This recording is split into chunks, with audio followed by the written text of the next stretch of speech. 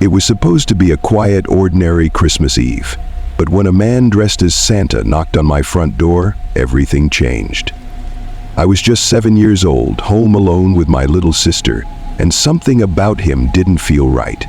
His cheerful smile didn't match his chilling persistence. Why would Santa visit a Jewish home? And why did he refuse to leave? What started as a strange encounter spiraled into a night of terror and desperation. How did we survive? And who was that man, really? It was Christmas Eve in 1997, and at the time I was just 7 years old. Since my family is Jewish, we didn't celebrate Christmas. It was a typical evening for us, marked by quiet routines rather than festive celebrations. My dad, who worked as a doctor, was on call at the hospital that night, leaving my 4-year-old sister and me at home. Our mom was technically present, but she struggled with alcoholism. Back then, I didn't understand what that meant, only that she'd fall asleep after dark and become nearly impossible to wake up. My sister and I spent the evening downstairs watching television. Suddenly, there was a knock at the front door. As the older sibling, I went to check it out. The door had glass panes, so it was easy to see who was on the other side. A man dressed in a Santa Claus suit, holding a bag. He noticed me peeking through the glass, smiled, and waved as if inviting me to open the door. Even at 7, something felt off. We were Jewish, and no one in our neighborhood had ever come to our house in a Santa suit before. "Hey, kid," he called out through the door. "It's me, Santa. Let me in and I'll give you your presents." I hesitated, unsure of how to respond. "Santa isn't real," I told him flatly, adding, "and even if he was, he doesn't bring gifts to Jewish kids." His face shifted into a mock expression of disappointment, but he pressed on. "Oh, I'm very real," he said cheerfully. "In the past, I only visited Christian homes, but I've decided to change that this year. Now Jewish kids can get presents too." Oh, I wasn't convinced. Feeling annoyed, I shot back, "We already get presents during Hanukkah. We don't need anything on Christmas." His cheerful demeanor disappeared in an instant. The warmth in his voice turned cold as he demanded that I open the door. Alarmed, I called out to my sister, telling her to dial 911. The man must have overheard me because he bolted, disappearing into the night. We tried explaining the situation to the 911 operator, but she didn't seem to take us seriously. She probably thought we were just kids playing a prank about Santa Claus. Instead of sending help, she warned us not to misuse the emergency line and hung up. My sister and I were terrified. We didn't know who else to call. Our dad was unreachable at the hospital, and our mom wouldn't wake up no matter how hard we tried. Minutes later, the knocking started again. This time, the man was louder and more aggressive. He claimed he knew the police weren't coming and demanded we let him in or face big trouble. My sister began crying and ran upstairs, trying to wake our mom again, even though it hadn't worked before. Panicking, I racked my brain for a solution. Suddenly, I remembered the candles we used for our menorah during Hanukkah. I grabbed several and lit them, then stood underneath the smoke detector. Blowing out the candles one by one, I managed to create enough smoke to trigger the alarm. Looking back, I realize how risky this was. It could have caused a fire, but at the time, I was desperate. The smoke alarm blared, and within minutes, firefighters arrived. My sister rushed downstairs, scared of the noise, but I assured her everything was okay. To our horror, the man didn't run away. Instead, he approached the firefighters and tried to convince them he was our dad. He claimed he had dressed as Santa to surprise us for Christmas, but had accidentally locked himself out. He even begged them to break down the door to save us from the supposed fire. At first, the firefighters seemed to believe him. One of them was about to break down the door when my sister and I started shouting through the glass, crying and insisting he wasn't our dad. We explained that our real dad was working at the hospital and that we didn't even celebrate Christmas. One firefighter paused and asked, "You don't celebrate Christmas?" "No!" I yelled, showing him the kippah I was wearing and pointing to the menorah on the table. Between sobs, I explained how I had set off the smoke alarm because the police didn't believe us. The firefighter listened and turned to question the man, who was visibly nervous. When asked why Santa would visit a Jewish home, he stumbled over his words, unable to come up with a convincing answer.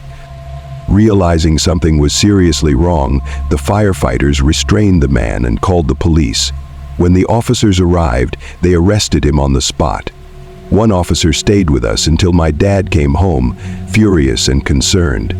He chastised my mom for being passed out during the entire ordeal, but was mostly relieved that we were safe. That night has haunted me ever since. I often think about what might have happened if I had opened the door.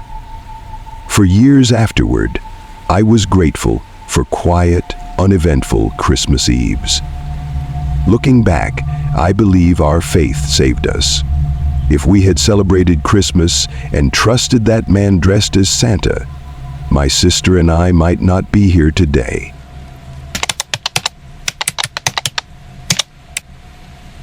After my 2-year relationship ended, I was left with a strange mix of emotions.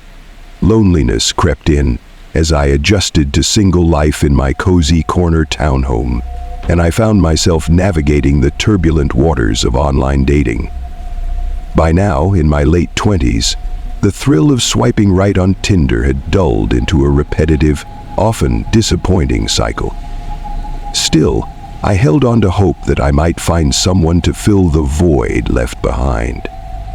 One evening, after weeks of mundane matches and half-hearted conversations, I connected with Rachel. She had a striking profile, long dark hair, piercing blue eyes, and a charming, slightly mischievous smile that hinted at a lively personality. We exchanged Snapchats after a brief chat on Tinder, but to my disappointment, our communication fizzled out after just a few messages, but beyond that, nothing happened. Months passed, and I threw myself into work as an accountant, trying to find solace in routine. My evenings were mostly quiet, punctuated by takeout meals and the hum of Netflix in the background. As the holiday season approached, I began to feel the weight of solitude more acutely. The festive lights, strung across my neighbors' homes, seemed to taunt me, reminding me of the joy and togetherness I was missing. Then, out of the blue, Rachel responded to one of my Snapchat stories. It was a simple post, a picture of my undecorated living room captioned, "Still haven't gotten around to putting up the tree." Her message read, "You need to fix that ASAP. Want some help?" I was taken aback. Her sudden interest seemed a bit odd, given our previous lack of interaction, but I wasn't about to question it. "Sure, that'd be great," I replied, trying to mask my excitement. We agreed on a time, 9 p.m., and I spent the next few hours frantically tidying up the house. I even made a special trip to the liquor store to grab a nice bottle of wine, hoping to make a good impression. By 9:30 p.m., Rachel arrived. She was taller than I'd expected, standing at least 6 feet tall, an inch or two taller than me. Her long coat was dusted with snow, and the air around her was heavy with a floral perfume so overpowering it almost made me cough. Up close, she seemed different from her pictures. There was something off about her demeanor. Her movements were a bit jerky, her smile forced, but I shrugged it off, attributing it to first meeting jitters. We sat on the couch and she chose a spot uncomfortably close to me. As we chatted, I couldn't help but notice a faint, unpleasant smell beneath the layers of perfume. It was subtle but persistent. Trying to stay polite, I offered her a glass of wine, which she accepted with an eager smile. Moments later, she clumsily spilled the entire glass on my light blue couch. Flustered, she apologized profusely, and though I assured her it was fine, irritation bubbled beneath the surface. Determined to salvage the evening, I suggested we get started on the tree. I retrieved the fake tree from the attic, and together we began assembling it. Rachel handled the heavier pieces with surprising ease, almost as if she'd done this 100 times before. As the Christmas music played softly in the background, I started to relax. We even shared a few laughs as I told her stories about the ornaments I'd collected over the years. To add the finishing touch, I went to fetch a box of ornaments from the crawl space. When I returned, Rachel was gone. At first I thought she'd stepped into the bathroom, but after calling her name and receiving no response, I started to feel uneasy. I checked the front door. It was unlocked, but she was nowhere in sight. Perplexed, I sat down on the couch, pouring myself another glass of wine. The events of the evening swirled in my mind, and I began to feel unusually drowsy. My limbs grew heavy, and a strange sense of disorientation washed over me. Before I knew it, I had drifted into an uneasy sleep. When I woke, the room was pitch dark. My head throbbed, and my mouth was dry. Reaching for my phone to check the time, the dim glow of the screen illuminated something that made my blood run cold. Standing just a few feet away was Rachel, her tall figure silhouetted against the faint light. She didn't move or speak. She just stood there, staring at me with an intensity that sent chills down my spine. "Rachel?" I croaked, my voice barely above a whisper. She didn't respond. My heart pounded as I struggled to sit up, my body still feeling sluggish. Without warning, she turned and bolted down the stairs, her footsteps echoing in the quiet house. Moments later, I heard the front door slam shut. Shaking off the fog in my mind, I stumbled after her, but she was already gone. Checking my phone, I saw that she'd blocked me on Snapchat. Panic set in as I began to inspect my house. My pill bottles, Adderall, vitamins, even an old prescription for Oxy were all missing. So was a bottle of vodka from the kitchen. She'd taken them while I was unconscious. I called the police and gave them what little information I had: her first name, Snapchat username, and a vague description. They came to my house, took a report, and questioned my neighbors, but no one had seen or heard anything unusual. It was as if she'd vanished into thin air. In the days that followed, I pieced together the unsettling details. The overwhelming perfume to mask body odor, the clumsiness with the wine, possibly a distraction, the way I'd felt unusually drowsy after drinking. It all pointed to one conclusion: Rachel wasn't who she seemed. She was likely struggling with addiction or homelessness, using our brief encounter as an opportunity to steal. The memory of her standing silently in the dark, watching me, still haunts me. That Christmas, I couldn't bring myself to finish decorating the tree. It stood half-assembled in the corner of the room, a stark reminder of the stranger I'd let into my home. It was a cold winter evening in December 2023 when my girlfriend Vivian and I packed up our car for a weekend getaway to the Pocono Mountains. We had been looking forward to this retreat for months, an escape from the hustle and bustle of everyday life, a chance to unwind in a cozy Christmas-themed Airbnb surrounded by nature. The house we had rented was perched on a hillside, nestled in the heart of the woods, with a beautiful view that promised to make the trip memorable. As we hit the road, the snow began to fall in gentle flakes, adding to the festive atmosphere. We had planned ahead, leaving earlier than usual to make sure we had enough time to grab groceries and settle in before the snowstorm hit.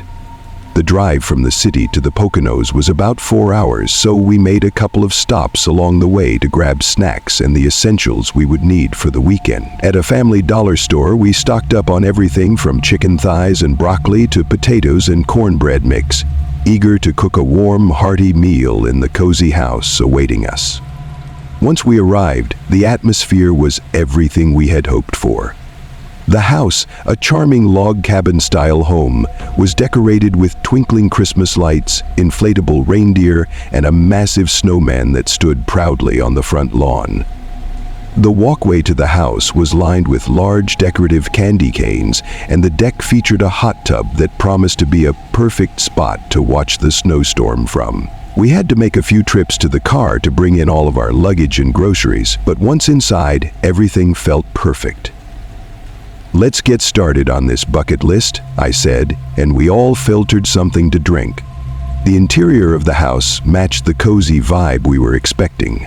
There was a large Christmas tree in the corner, stockings hung by the fireplace, and smaller decorations scattered around the house. The scent of wood filled the air, creating a warm, inviting atmosphere that felt like a true winter retreat.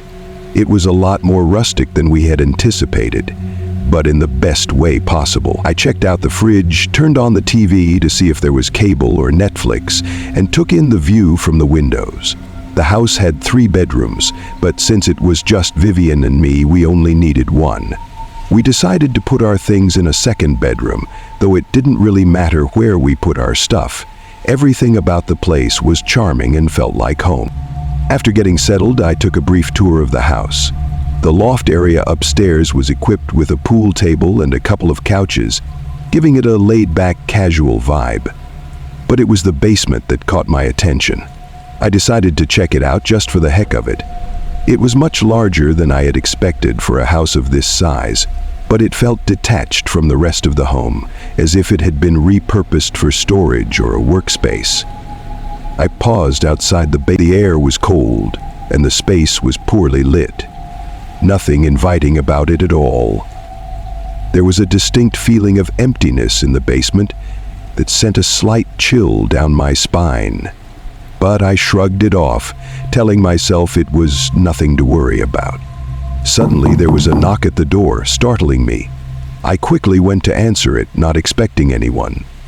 When I opened the door, I was greeted by a man in his late 40s, dressed in worn gray sweatpants and a faded yellow-brown jacket. He gave me a friendly smile and asked, "How are you folks doing?" His demeanor was casual, but there was something about his presence that seemed out of place. I replied politely, asking if he was the Airbnb host. He explained that he was managing the property with his brother and introduced himself as Tom. He mentioned that he lived just up the road if Vivian and I needed anything. I thanked him, but something about the encounter struck me as odd. He knew exactly who I was with, even though I hadn't mentioned Vivian by name. I guessed that perhaps his brother had told him, but it still felt strange. As the sun dipped below the horizon, the snowstorm intensified. The whole property was blanketed in snow, and it felt like we were in our own little winter wonderland. Vivian and I cranked up the heat inside the house and began preparing our dinner, which turned out to be a mix of chicken, broccoli, potatoes, and cornbread. Simple but delicious. We ate on the couch, surrounded by the glow of the Christmas tree lights, as we settled in for a cozy night of movie watching. It was everything we had hoped for, peaceful and relaxed. After dinner, we decided to head out to the hot tub on the deck. I turned on the lights outside, adding to the festive ambience. Sitting in the hot tub while the snow continued to fall around us felt like pure bliss. But then, just as we were getting comfortable, the jets on the hot tub suddenly stopped, leaving us in eerie silence. We both looked around, trying to figure out what had happened, when we heard it, the unmistakable sound of footsteps crunching through the snow somewhere on the property. Vivian and I exchanged glances, a mixture of confusion and unease settling over us. I suggested calling out to see who was there, but Vivian was adamant that we stay quiet. The footsteps continued for a moment, growing fainter and fainter, until they disappeared altogether. Trying to calm ourselves, I rationalized that it was probably a deer or some other animal, but deep down, I knew those were the sounds of a person walking.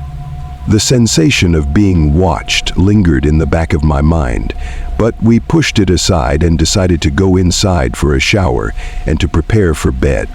That's when things took another strange turn. As we stepped into the shower, the water, which had been warm just moments before, turned ice cold in an instant. We both screamed and quickly jumped out of the shower, bewildered.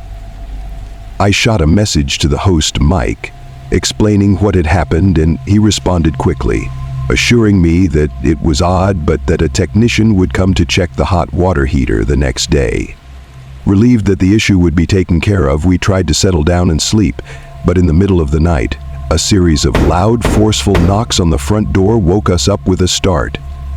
Vivian was terrified, shaking me awake. I immediately considered checking to see who it was, but Vivian insisted I stay put and stay quiet. I'm not ashamed to admit that I was relieved. I wasn't about to face whoever was knocking in the dead of night. The knocking came in threes, 3 loud, aggressive bangs, followed by silence. We lay there, holding our breath, hearts pounding in our chests, unsure of what was happening. Doubts and fears flooded through us. Eventually, after what felt like an eternity, the noise stopped, but neither of us was brave enough to fall back asleep right away.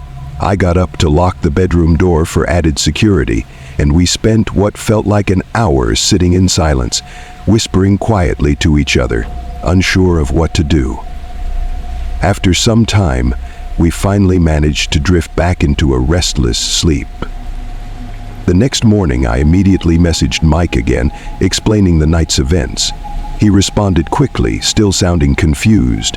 He was equally perplexed as to why anyone would be roaming around at that hour. His advice was to contact authorities if anything like that happened again, which, while practical, didn't do much to ease my nerves. It was still snowing when I went outside to clear the snow from my car.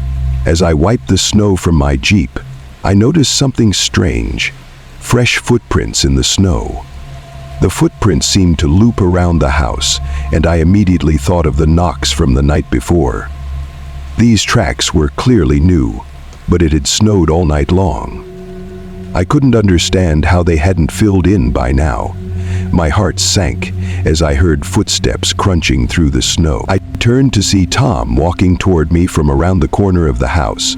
I greeted him and casually mentioned the hot water issue, to which he responded that he would take a look at it. I also told him about the knocks the previous night and the strange footprints, and he seemed unfazed. "There are a lot of strange folk out here that go snooping around at night," he remarked, brushing it off as if it were no big deal. After a brief chat, Tom entered the house to inspect the hot water heater. I messaged Mike to let him know that Tom was there, and Mike replied, asking, "Is Tom the plumber?" Confused, I clarified that Tom was the man I had met the day before. Mike then responded with something that made my stomach drop. "What do you mean? He said he's my brother." I froze. A sense of dread washed over me as the realization hit. Tom wasn't who he claimed to be. I immediately ran to Vivian and told her to start gathering our things quietly. We needed to leave as soon as possible. We packed up everything we could in one frantic trip, clothes, toiletries, everything, and rushed it to the car. We must have left behind a charger or two, but we didn't care. We jumped into my Jeep, and as I started the engine, I glanced in the rearview mirror. Tom was walking quickly toward the back of the car. I didn't hesitate. I threw the car in drive and sped off as fast as I could. We immediately called Mike to explain everything, including our fears about the man who had been posing as his brother. Mike was shocked, but he assured us that the police would be contacted. He called us back about 20 minutes later, informing us that the authorities had arrived and searched the house, but no one was found. We spent the rest of the day driving around the area, trying to calm our nerves after the unsettling events. We eventually made our way home, feeling both relieved and disturbed. Later that evening, Mike messaged me with an apology, saying that he had no idea who Tom was or why he had been at the house. He seemed as confused and unnerved as we were, but the thought of that man watching us, possibly lurking around the property from the moment we arrived to when we were in the hot tub, still haunts me. And knowing that he was probably the one who knocked on the door in the dead of night, well, it leaves a chilling, unanswered question hanging in the air. Share your thoughts and opinions on this terrifying encounter. Did you find it suspenseful? Did it keep you on the edge of your seat? Let me know in the comments below. Don't forget to like, comment, and subscribe for more spine-chilling tales.